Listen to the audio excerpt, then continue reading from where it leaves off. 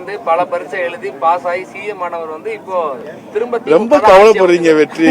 இல்ல சார், அவர் சொல்றாரு அவர் நம்ம கூட இல்லையே, இருந்தவர் போனா தானே இருக்கணும். அம்மாவுடைய விசுவாசி தலைவரே. இப்ப அவர் வந்து அவர் மேல தவறு இல்லைன்னு எல்லா பதவியும் இங்க அனுபவிச்சுட்டாரு. ஒரு தொண்டன் முதலமைச்சராக முடியும் என்பதுக்கு இப்ப நான் ஒரே ஒரு கேள்வி.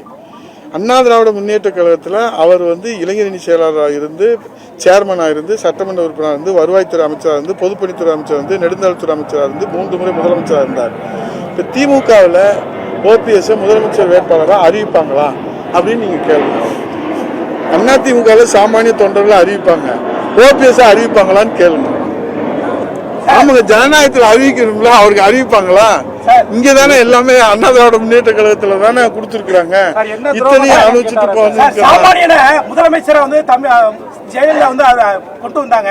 ஆனா அவங்களுக்கு துரோகம் பண்ற மாதிரி இப்படி போயிருக்காரு. அதை எப்படி சார் நீங்க பாக்குறீங்க? நீங்களே கேள்வி, நீங்களே பதில்.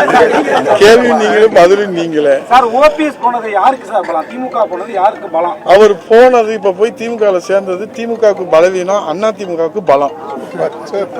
பிளே ஸ்டோர் மற்றும் ஆப் ஸ்டோரில் இருந்து பாலிமர் செயலியை QR கோடு மூலம் பதிவிறக்கம் செய்யுங்கள். செய்திகளை உடனுக்குடன் பெறுங்கள்.